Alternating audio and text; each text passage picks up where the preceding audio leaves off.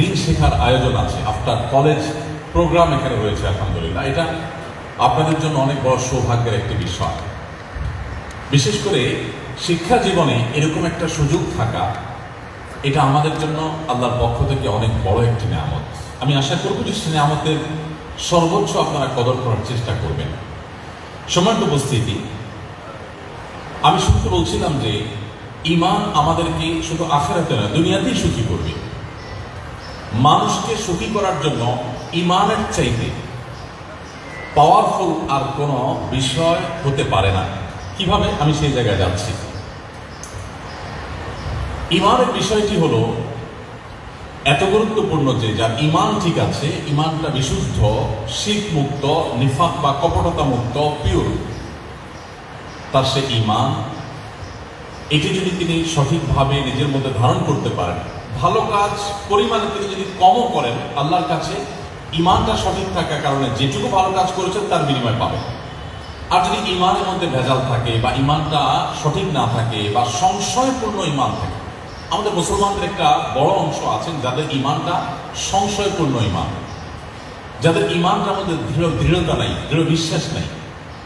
কোরআনে কারীমের একবারে শুরুতেই সূরা বাকারাতে আল্লাহ তাআলা বলেছেন, আলিফ লাম মিম যালিকাল কিতাব লা রাইবা ফীহি হুদাল লিল মুত্তাকিন আল্লাযীনা ইউমিনুনা বিল গায়বি ওয়া ইউকিমুনাস সালাহ ওয়া মিম্মা রাযাকনাহুম ইউনফিকুন। এই যে আয়াত, এই আয়াতের মধ্যে আপনি লক্ষ্য করবেন যে আল্লাহ রাব্বুল আলামিন মুত্তাকিদের পরিচয় দিয়ে, কোরআন কাদের জন্য উপকার হবে তাদের পরিচয় দিয়ে বলেছেন যে তারা ঈমান আনবে, এবং একটা পর্যায়ে বলেছেন ওয়া বিল আখিরাতি হুম ইউকিনুন, তারা আখিরাতের প্রতি দৃঢ় বিশ্বাস রাখে। আখিরাতের প্রতি কোনো সন্দেহপূর্ণ বিশ্বাস, সংশয়পূর্ণ বিশ্বাস যদি থাকে তাহলে এটা ঈমান নয়। ঈমান হলো সংশয়ের ঊর্ধ্বে দৃঢ় বিশ্বাসের নাম। এখন আমাদের অনেকের মধ্যে সংশয় কাজ করে, এবং এই সংশয়টা যে কাজ করে এটার পেছনে কিছু ভূমিকা, কিছু কাজ আছে। একটা শয়তানের ভূমিকা রয়েছে, আর হলো যে শয়তানের দোসর মানুষ শয়তানদের ভূমিকা রয়েছে, যে কিভাবে মানুষের মধ্যে সংশয় সৃষ্টি করা যায়, কিভাবে মানুষের মধ্যে সন্দেহের দানা সৃষ্টি করা যায়। এরকম অনেককেই আমরা সংশয় নিয়ে ঈমানদার। সংশয় মুক্ত ঈমান, এটার উপমা হলো, আমার সামনে যদি কোনো একটি মোমে আগুন জ্বালানো থাকে, আমি কখনো সে আগুনে হাত দেব না। কেন হাত দেব না? কারণ আমি জানি যে আগুনে হাত দিলে আমার হাত পুড়ে যাবে। আগুনে হাত দিলে যে আমি ক্ষতিগ্রস্ত হব, কষ্ট পাবো, আমার হাত পুড়ে যাবে, এই জিনিসটির প্রতি আমার দৃঢ় বিশ্বাস আছে, কোনো সংশয়পূর্ণ বিশ্বাস নয়। যার কারণে কেউ আমাকে জোর করেও সে আগুনে হাত দেওয়াতে পারবে না। ঠিক একইভাবে ঈমান মানুষকে পরিচালিত করে। আমরা যে যতটা সৎ সে ততটা ঈমানদার। মুসলমানদের মধ্যে যে যতটা সৎ সে ততটা ঈমানদার, যে যতটা অসৎ সে ততটা ঈমান থেকে দূরে। কারণ কারোর মধ্যে যদি এই বিশ্বাস থাকে যে পৃথিবীর প্রত্যেকটা কাজ, আমাদের দুনিয়ার জীবন প্রত্যেকটা কাজের হিসাব আল্লাহর কাছে দিতে হবে, এটা যদি দৃঢ় বিশ্বাস থাকে এবং জাহান্নাম এবং জান্নাতের প্রতি তাদের দৃঢ় বিশ্বাস থাকে, তাহলে সে কখনো অসৎ পথে চলতে পারে না। অতএব যে যতটা খারাপ পথে চলছেন তার ভিতরে ঈমানের দুর্বলতা তত বেশি, আর যিনি যতটা নিজেকে সংযত করতে পেরেছেন তার ভিতরে ঈমানের পাওয়ার তত বেশি। এই জন্য ঈমানটা যেহেতু আমাদেরকে পরিচালিত করে, আমাদের বিশ্বাসটাই যেহেতু আমাদেরকে নিয়ন্ত্রণ করে, আমি যা বিশ্বাস করি সে অনুযায়ী পদক্ষেপ নিয়ে থাকি। অতএব আমার সব কিছুর আগে আমার বিশ্বাসের পরিচর্যা, আমার ঈমানের পরিচর্যা করতে হবে। ঈমানের পরিচর্যার জন্য, ঈমানকে দৃঢ় করবার জন্য দুটি বিষয় খুব বেশি কার্যকর ভূমিকা রাখে। এর একটি হলো কোরআনে কারীমের তিলাওয়াত, বিশেষ করে কোরআন বুঝে পড়া, আর অপরটি হলো প্রিয় নবী সাল্লাল্লাহু আলাইহি সাল্লামের সিরাত, তার পুরো জীবনী আগাগোড়া স্টাডি করা, পড়া। আমার ক্ষুদ্র অভিজ্ঞতা হলো, ইসলামে যারা এই পর্যন্ত এসেছেন অন্য ধর্ম থেকে, সেটা সেই নবী করিম সাল্লাল্লাহু আলাইহি সাল্লামের সময় থেকে নিয়ে আজও পর্যন্ত, ইভেন যে সমস্ত অন্য ধর্মাবলম্বী ভাই বোনেরা ইসলামে এসেছেন আমার হাতে, আমার কাছে, তাদের প্রত্যেককে আমি একটি কমন প্রশ্ন করার চেষ্টা করেছি। আমি জিজ্ঞাসা করার চেষ্টা করেছি যে আপনি ইসলামে কেন আসছেন? কারণ আমি জানি যে আমাদের মুসলমানদের যে অবস্থা, আমাদের যে কাজ কারবার, আমাদের যে লেনদেন, আমাদের যে উঠা বসা, আমাদের যে ক্যারেক্টার, আমাদের যে চরিত্র, আমাদের যে কর্মকাণ্ড, এগুলো দেখে অন্য কোনো ধর্মের মানুষ ইসলামে আসার কোনো কারণ থাকতে পারে না। আমাদের যে অবস্থা, তাতে বরং দুর্বল ইমানের মুসলমানরা ইসলাম থেকে চলে যায় কিনা সে আশঙ্কা আছে। অন্য ধর্ম থেকে ইসলামে আসার তো কোনো কারণ থাকতে পারে না। এই জন্য আমি কৌতূহলী হয়ে জিজ্ঞাসা করার চেষ্টা করি মুসলিমদেরকে যে আপনি ইসলামে কেন আসছেন, কোন জিনিসটা আপনাকে ইসলামে টেনে আনছে। আমি প্রথম মনে করতাম যে হয়তো কোনো আলেম, কোনো স্পিকার, কোনো আলোচক, কোনো স্কলারের বক্তব্য, কারো লেকচার বা কোনো বই পুস্তক পড়ে ইসলামে এসছেন। কেউ সেভাবে বা সেই কারণে ইসলামে আসেনও, কিন্তু আমার অভিজ্ঞতা বলে ম্যাক্সিমাম মানুষ যারা অন্য ধর্ম থেকে ইসলামে এসছেন তারা এই দুটি কারণে, অর্থাৎ হয় তারা কোরআন পড়েছেন আর না হলে নবী করিম সাল্লাল্লাহু আলাইহি ওয়াসাল্লামের সিরাত পড়েছেন। এই দুটির কোনো একটি দ্বারা প্রভাবিত হয়ে তিনি ইসলামে এসেছেন। আপনি যদি একেবারে গোড়ায় চলে যান, দেখবেন ওমর রাদিয়াল্লাহু তাআলা আনহু ইসলাম আনয়নের পেছনে কোরআন কারীমের তেলাওয়াত শুনেছেন তিনি, যেখানে তিনি নবী করিম সাল্লাল্লাহু আলাইহি ওয়াসাল্লামকে হত্যা করতে যাচ্ছিলেন দায়িত্বপ্রাপ্ত হয়ে। শুধুমাত্র বোনের বাসায় গিয়ে বোন ভগ্নিপতির কণ্ঠ থেকে কোরআনের তেলাওয়াত শুনেছেন আর তার পুরো ভেতরের জগৎটা পরিবর্তন হয়ে গেছে, এবং এরপর তিনি গিয়ে ইসলাম গ্রহণ করলেন। তুফাইল ইবনে আমর আদ-দৌসি, তিনি দৌস গোত্রের অত্যন্ত স্বনামধন্য সাহিত্যিক এবং কবি ছিলেন। ইয়েমেনের মানুষ ছিলেন। ইয়েমেন শুধু নয়, তখনকার আরব বিশ্বে, বিশেষ করে মক্কায় অনেক বড় বড় নেতা এবং সাহিত্যিকদের কাছে তিনি অত্যন্ত পপুলার এবং জনপ্রিয় একজন সাহিত্যিক ছিলেন, গবেষক ছিলেন। তুফাইল ইবনে আমর আদ-দৌসি এসেছেন ওমরা করতে, ওমরা বা হজ করতে এসেছেন। মক্কায় আসার পর মক্কায় থাকা তার বন্ধুরা বললেন, দোস্ত, ওমরা বা হজ করতে আসছো ভালো কথা, খবরদার আমাদের এখানে একটা লোক, তার নাম মোহাম্মদ, তার কাছে আল্লাহর পক্ষ থেকে নাকি ওহী আসে, সে সেগুলো যখন তেলাওয়াত করে, এগুলো যখন মানুষ মনোযোগ দিয়ে শুনে, এগুলোর অর্থ অনুধাবন করে, তখন মানুষ সেখানে তার কাছে নত হয়ে যায় এবং বাপদাদার ধর্ম, শিরক যেটা মূর্তি পূজা ইত্যাদি, সেগুলো ছেড়ে ইসলামে চলে আসে। তো তুমি একজন সাহিত্যিক মানুষ, বুদ্ধিজীবী মানুষ, গবেষক, লেখক মানুষ, তুমি বিপদগামী হও, তুমি বাপদাদার ধর্ম থেকে বিচ্যুত হও, এটা আমরা চাই না। সো তুমি একটা কাজ করবে, যতক্ষণ তুমি কাবায় থাকবে, মক্কায় হারাম শরীফে থাকবে, ততক্ষণ তোমার দুই কান বন্ধ করে রাখবে, যেভাবেই হোক, যাতে তোমার কানে ওই মোহাম্মদের যে কোরআন, এটার তেলাওয়াত তোমার কানে আসতে না পারে। বন্ধুদের পরামর্শ অনুযায়ী উনি দোনো কান বন্ধ করার ব্যবস্থা করলেন, তুলা বা কিছু একটা দিয়ে দোনো কান একেবারে এমনভাবে বন্ধ করলেন যে খুব মনোযোগের সাথে না শুনলে কোনো কথা শোনা যাবে না। বেশ কিছুক্ষণ এভাবে থাকার পর, যেহেতু শিক্ষিত মানুষ, তার মনে হলো যে আমি কি এত আনপড় জাহেল যে কেউ কিছু বলবে আর তার মন্ত্রে মুগ্ধ হয়ে আমি তার অনুসারী হয়ে যাব? এত অশিক্ষিত তো আমি না, আমার তো যথেষ্ট সেন্স আছে, নিজের যথেষ্ট জ্ঞান আছে। সো আমি শুনি, যদি কোনো কিছু আমার কানে আসে শুনি, দেখা যাক। উনি এরপর সব কিছু খুলে ফেলে দিলেন এবং সৌভাগ্যবশত যথা আপনার সন্দেহ সেটি বাস্তবায়ন হলো, এবং যথা আশঙ্কা তারা করেছিলেন সেটি বাস্তবায়ন হলো, এবং তার কণ্ঠে তার কানে কোরআন কারীমের তেলাওয়াত ভেসে আসলো। কিছুটা শোনার পর, যেহেতু সাহিত্যিক মানুষ, তিনি বুঝলেন যে এটা আসলে কোনো মানুষের কথা হতে পারে না, বা মানুষ এই ধরনের কথা বলতে পারে না। তিনি তখন অনেকটা ব্যাকুল হয়ে গেলেন মুহাম্মদ সাল্লাল্লাহু আলাইহি ওয়াসাল্লামের সাথে সাক্ষাৎ করবার জন্য। কিন্তু মুশকিল হলো, মক্কার বড় বড় নেতারা, যারা তার দোস্ত বন্ধুবান্ধব, তারা যদি শুনে যায় তাহলে মান সম্মান যাবে, তারা তাকে হেয় করবে, হাসাহাসি করবে, তুমিও ধরা খেলে। এই জন্য আলী রাদিয়াল্লাহু তাআলা আনহুকে খুঁজে বের করে তার সাথে চুক্তি করলেন যে তুমি আমাকে মুহাম্মদের কাছে নিয়ে যাবে, এবং এমনভাবে যাবে যে আমি তোমার সাথে যাচ্ছি এটা যেন কেউ টের না পায়। তুমি সামনে সামনে যাবে, আমি অনেক দূর থেকে তোমাকে ফলো করব। যদি ইতিমধ্যে কোনো নেতা, নেতৃস্থানীয় কোনো ব্যক্তি এসে যায় যারা আমাকে চিনে, আমি বাইরে থেকে ওমরা করতে আসছি, আমাকে জানে, যারা আমার পার্সোনালিটি যারা জানে, তারা কেউ যদি এসে যায়, আমি জুতা সারার ভান করে বসে যাব, তুমি তোমার হাঁটা কন্টিনিউ করবে। ভাবটা এমন হবে যে তোমার সাথে আমার কোনো সংযোগ নেই। এভাবে করতে করতে নবী করিম সাল্লাল্লাহু আলাইহি ওয়াসাল্লামের কাছে গেলেন। এরপর যাওয়ার পর ইসলাম গ্রহণ করলেন। ইয়েমেনের প্রথম ব্যক্তি যিনি ইসলাম গ্রহণ করেন, এবং তার মাধ্যমে পুরো ইয়েমেন ইমানের আলো দ্বারা আলোকিত হয়। কারণ হিসাবে ভূমিকা রেখেছে এই কোরআন। এই কোরআন আমরা আজও পড়ি, কিন্তু তুফাইল ইবনে আমর আদ-দৌসি যে মুহূর্তের কোরআন তেলাওয়াতের কারণে তার পরিবর্তন এসেছে। আমাদের 30 পারা কোরআন বারবার শুনছি, বারবার তেলাওয়াত করছি, আমাদের মধ্যে পরিবর্তন আসছে না। এর অন্যতম একটা বড় কারণ হলো কোরআন বোঝার কোনো চেষ্টা আমাদের মধ্যে নেই। আমরা আমাদের আসুন্নাহ ফাউন্ডেশন থেকে 2024 থেকে 2025-এর রমজানের মধ্যবর্তী 12 মাস পুরো বছরটাকে আমরা কোরআন বর্ষ ঘোষণা করে সারা দেশের সর্বস্তরের মানুষকে কোরআনে কারীম বুঝে পড়ার প্রতি আমরা উদ্বুদ্ধ করে একটা প্রতিযোগিতার ঘোষণা দিয়েছি এবং সেই প্রতিযোগিতা আমরা 15 লক্ষ টাকা পুরস্কার ঘোষণা করেছি। এবং প্রথম, দ্বিতীয়, তৃতীয় যারা হবেন তাদের জন্য রয়েছে সম্পূর্ণ বিনা খরচে উমরার ব্যবস্থা। আরো অনেক বিপুল পরিমাণে পুরস্কারের ব্যবস্থা আমরা রেখেছি। 6 ধাপে পরীক্ষাটা হচ্ছে। প্রথম 5 ধাপে 6 পারা করে, মাত্র 2 মাস সময় 6 পারা। আপনি আপনার নিজ দায়িত্বে কোরআনটার তর্জমায় কোরআন দেখে দেখে আপনি পড়বেন। কোনো জায়গায় সংশয় থাকলে স্থানীয় আলেমদের শরণাপন্ন হবেন।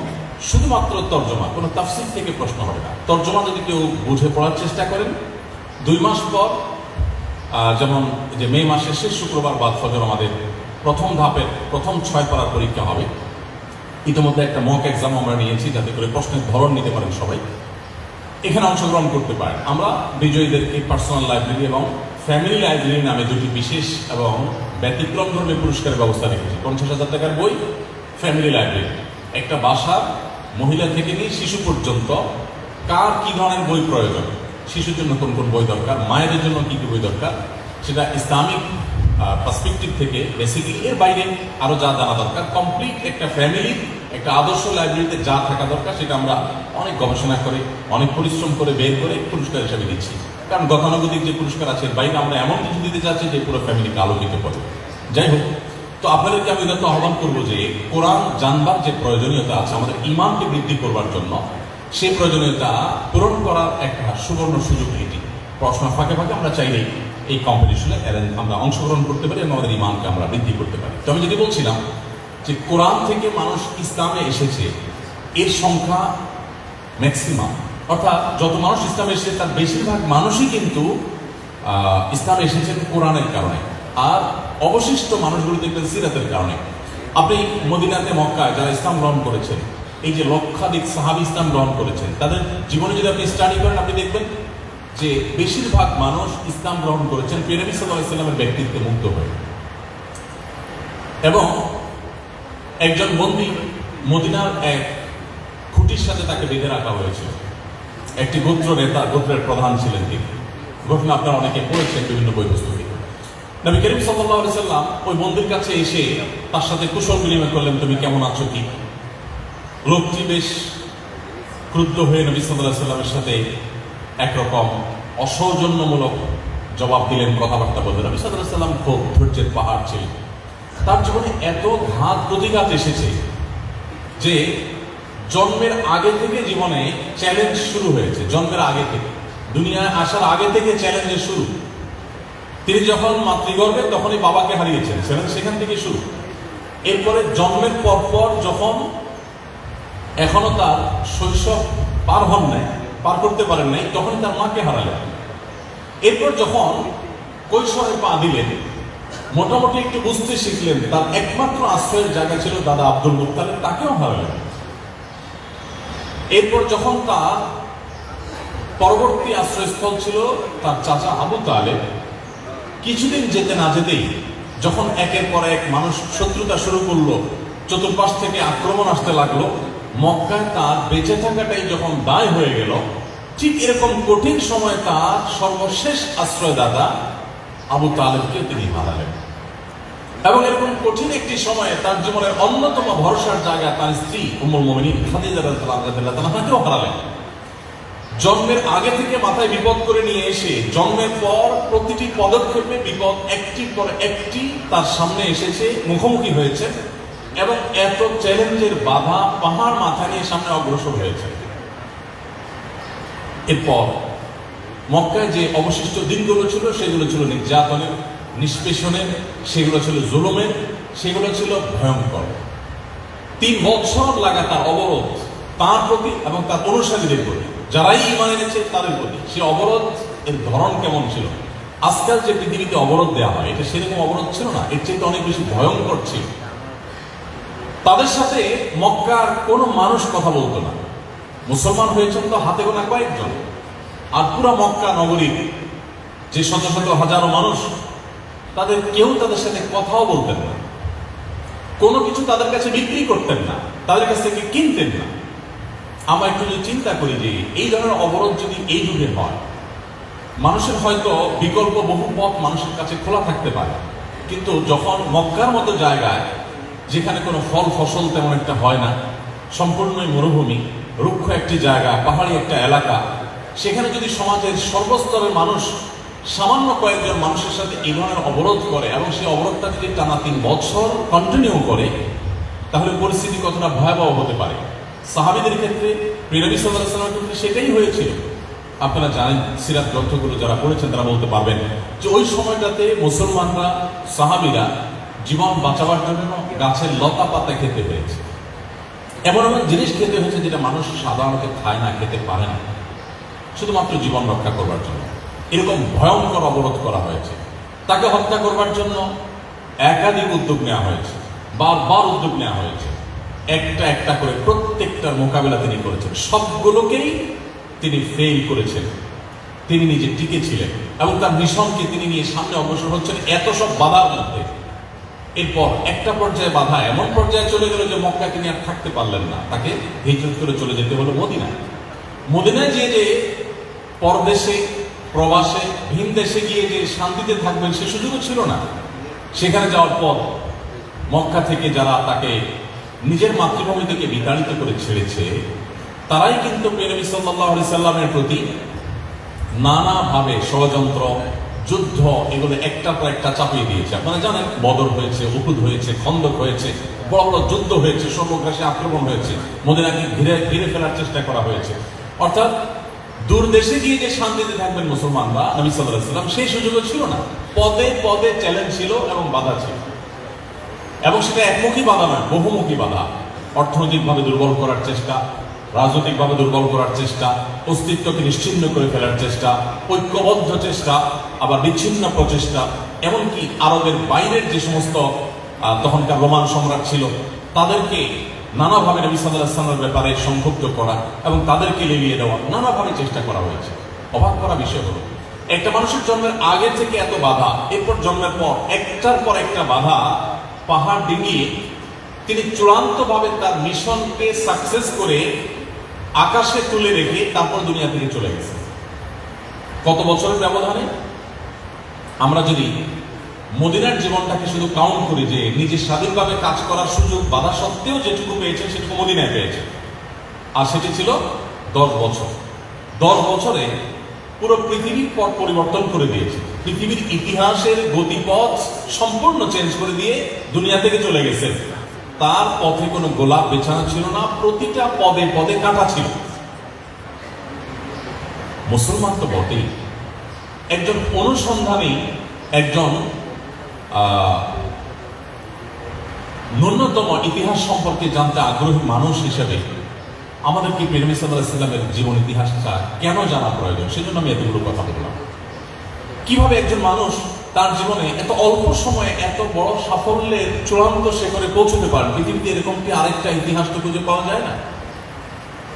এবং একটি কথা আমি প্রায় বলি, মুহাম্মদ সাল্লাল্লাহু আলাইহি ওয়াসাল্লাম শুধু নন, যত নবী রাসূল পৃথিবীতে এসেছে তাদের কাউকে এখনো যদি কেউ কোনো কটু কথা বলে, আমরা আমাদের নবীর কথাই বলতে পারি, মুহাম্মদ সাল্লাল্লাহু আলাইহি ওয়াসাল্লামকে যদি কেউ কোনো খারাপ কথা বলে, মন্দ কথা বলে, পৃথিবীতে লক্ষ লক্ষ কোটি কোটি মানুষের হৃদয়ে কিন্তু রক্তক্ষরণ হয়। মানুষ সত্যি কষ্ট অনুভব করে, কষ্ট পায়। 1400 বছর আগে তো দূরের কথা, 500 বছর আগে চলে গেছেন পৃথিবী থেকে এমন কোন ক্ষমতাধর রাজা কিংবা জনপ্রিয় কোনো ব্যক্তিত্ব কিংবা কোনো ভালো মানুষ আপনি দেখাতে পারবেন না, যে লোকটাকে ঢাকার গুলিস্তানের মনে দাঁড়িয়ে তার 14 গোষ্ঠী ধরে যদি কেউ গালিগালাজ করে বা নিন্দামন্দ করে বা তাকে খারাপ কথা বলে, তাহলে একজন মানুষও বলবে যে আমি হৃদয়ে কষ্ট অনুভব করছি। একটা মানুষ আপনি হয়তো পাবেন না। অর্থাৎ তাকে কি বললো না বললো এতে কারোর কিছু আসে যায় না। কিন্তু মুহাম্মদ সাল্লাল্লাহু আলাইহি ওয়াসাল্লাম প্রায় 1500 বছর হতে যাচ্ছে দুনিয়া থেকে তিনি চলে গেলেন। এত সময় পার হওয়ার পর এখনো পর্যন্ত তাকে নিয়ে কেউ কটু কথা বললে পৃথিবীর সমস্ত মুসলমানদের মনে কষ্ট অনুভব হয়। কি ছিল তার মধ্যে যার কারণে ১৫০০ বছর ধরে তার ভালোবাসা মানুষের অন্তরে এইভাবে গেঁথে আছে? কি ছিল? এই আগ্রহের জায়গা থেকে আমাদের প্রিয় নবী সাল্লাল্লাহু আলাইহি ওয়াসাল্লামের জীবনীটা, সিরাত গ্রন্থ আমাদের শুরু থেকে শেষ পর্যন্ত কমপক্ষে একবার হলেও জীবনে পড়া উচিত।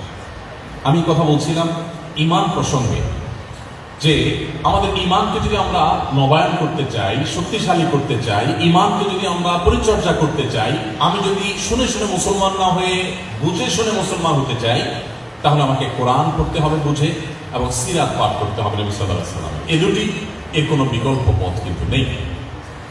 আপনি সিরাতের প্রতিটি পদে পদে দেখবেন আপনার ঈমান বৃদ্ধি পাচ্ছে। আমি শুধুমাত্র একটা এক্সাম্পল দিই। নবী করিম সাল্লাল্লাহু আলাইহি ওয়াসাল্লাম স্বপ্নে দেখলেন মদিনায় আসার পর যে তিনি তার সাহাবীদেরকে সাথে নিয়ে মক্কায় গিয়ে উমরা করছেন, তওয়াফ করছেন, সাই করছেন, উমরার কার্যক্রমে আছেন, ইহরামরত আছেন, এটা তিনি স্বপ্নে দেখলেন। আর নবীদের স্বপ্ন কিন্তু আমাদের মতো নয়। নবীদের স্বপ্নটা ওহী, অর্থাৎ এটা আল্লাহর পক্ষ থেকে প্রত্যাদেশ।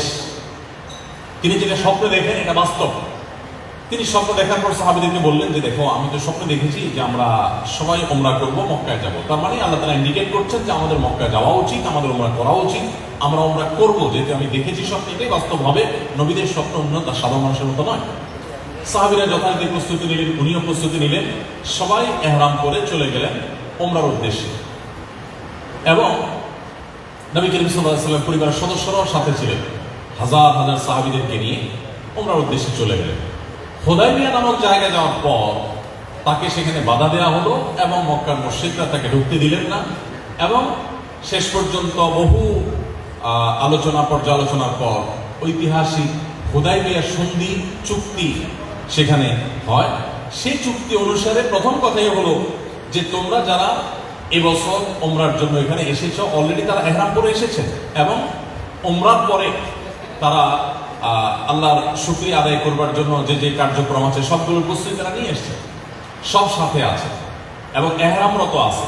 যারা মক্কায় গেছেন, মদিনায় গেছেন, উমরা বা হজ করেছেন, তারা জানেন যে ইহরাম এর পোশাক পরার পর মানুষের মনোজগতের মধ্যে কেমন একটা আকুলতা আসে, কেমন ব্যাকুল অবস্থা তৈরি হয়, কিরকম আবেগঘন একটা পরিবেশ তৈরি হয়। ঠিক এই সময়টা যদি কাউকে বলা হয় যে আপনি রিটার্ন চলে যান, আপনাকে উমরা করতে দেওয়া হবে না, এই কষ্টটা কোন মাত্রার হতে পারে সেটা বলাই বাহুল্য। যাই হোক, সাহাবীরা সবাই একবারে মক্কার কাছাকাছি চলে গেলেন, হুদায়বিয়া চলে গেলেন, ইহরামরত আছে। ওই মুহূর্তে মক্কার মুশরিকদের সাথে চুক্তি হলো যে না, তোমরা এই বছর রিটার্ন যাবে, তোমাদেরকে মক্কায় ঢুকতে দেওয়া হবে না, আগামী বছর তোমরা উমরা করবে। এখন যারা এই বছর বাধা দিয়েছে, সামনের বছর যে বাধা দিবে না তার কোনো গ্যারান্টি নেই, বাট চুক্তি হয়ে গেছে, উভয় পক্ষ থেকে স্বাক্ষরও হয়ে গেছে। সাহাবীদের মনের অবস্থা বলাই বাহুল্য, খুব মনোবেদনায় আছে। নবী করিম সাল্লাল্লাহু আলাইহি ওয়াসাল্লাম নির্দেশ করছেন, সাহাবীদের মধ্যে সেটা কোনো মানে অ্যাক্টিভিটি দেখা যাচ্ছে না, সেটা পালন করার কোনো মানসিকতা দেখা যাচ্ছে না। তো নিজেও চিন্তিত হয়ে পড়লেন যে কি ব্যাপার, যে সাহাবীরা আমার নির্দেশ দেওয়ার আগে তারা প্রস্তুত থাকে, এখন তারা কোনো কথাই মানছে না। সবাইকে বলা হচ্ছে মাত্র চুল চেঁচে ফেলার জন্য যে উমরার সর্বশেষ কার্যক্রম, যদিও তো অসাই করিনি, যেহেতু বাধাগ্রস্ত হয়েছে, আমরা মাথা চুল চেঁচে হলক করে আমরা ফেরত যাব। সাহাবীরা কেউ চাচ্ছেন না। নবী করিম সাল্লাল্লাহু আলাইহি ওয়াসাল্লাম চিন্তিত হয়ে পড়লেন। এই যে একটা কঠিন সময়, এই কঠিন সময়ে আমরা হলে কি করতাম, একটু যদি আমরা ভাবি, আমরা হলে কি করতাম? সবার মধ্যে এই প্রশ্ন আসতো। আমরা খুব ভদ্রতার সাথে হলেও বলতাম, হে আল্লাহর রাসূল, আপনি না স্বপ্নে দেখেছেন যে আমরা উমরা করছি এবং সেই স্বপ্নের বাস্তবায়নের জন্য আপনি আমাদের নিয়ে এসেছেন। এখন দেখা গেল যে কই, আমরা উমরা তো করতে পারছি না, আপনি বলছেন ফেরত যেতে, তাহলে আপনার স্বপ্ন বাস্তবায়ন হলো কই? নবীদের স্বপ্ন তো ভুল হয় না, তো আপনি সত্য নবী হয়ে থাকলে এটা কিভাবে হলো? নিশ্চয়ই আমরা এরকম প্রশ্ন করতাম। সাহাবীদের কারণ মনে হয়তো এই প্রশ্ন আসে না। ঐতিহাসিকগণ হুদায়বিয়ার ঘটনার বর্ণনা উল্লেখ করতে গিয়ে কোন সাহাবীর এরকম কোনো মন্তব্য দেখাতে পারেননি, কারণ মনে এরকম সন্দেহ ছিল না। আমি যে সন্দেহের ঊর্ধ্বে থেকে ঈমান, সন্দেহাতীত ঈমান, দৃঢ় বিশ্বাসের যে ঈমান, সেটা কথা বলছিলাম, এটা হলো তার এক্সাম্পল। আপনি যখন সিরাত করবেন তখন দেখবেন যে এরকম একটা পরিস্থিতি তৈরি হয়েছে যে ঈমান চলে যাওয়ার উপক্রম, ঈমান থাকার কথা নয়, কিন্তু সাহাবীদের ঈমান সম্পূর্ণ অটল ছিল। তারা বিশ্বাস করতেন মুহাম্মদ সাল্লাল্লাহু আলাইহি ওয়াসাল্লাম যা বলেছেন সেটা সত্য, আমার চোখ যদি দেখে তার বিপরীত কিছু, তো আমার চোখ মিথ্যা। সেটা হয়তো প্রমাণ হতে পারে এক সময় যে আমার চোখ মিথ্যা দেখেছে, ভুল দেখেছে, কিন্তু তিনি ভুল বলতে পারেন না। সাহাবীদের সে বিশ্বাস ছিল। পরবর্তী দেখা গেল কি 1 বছর পর তারা ঠিকই মক্কায় গিয়ে তারা উমরা করলেন। শুধু উমরা করলেনই তা নয়, তারা 1 বছরের ব্যবধানে তারা পুরো মক্কাকে বিজয় করলেন, জয় করলেন। তো নবী করিম সাল্লাল্লাহু আলাইহি ওয়াসাল্লামের স্বপ্ন যেটা তিনি দেখেছেন, সাহাবীদেরকে সেই স্বপ্ন বাস্তবায়ন করার জন্য সাথে নিয়ে গেছেন, বাধাগ্রস্ত হয়ে ফিরে এসেছেন।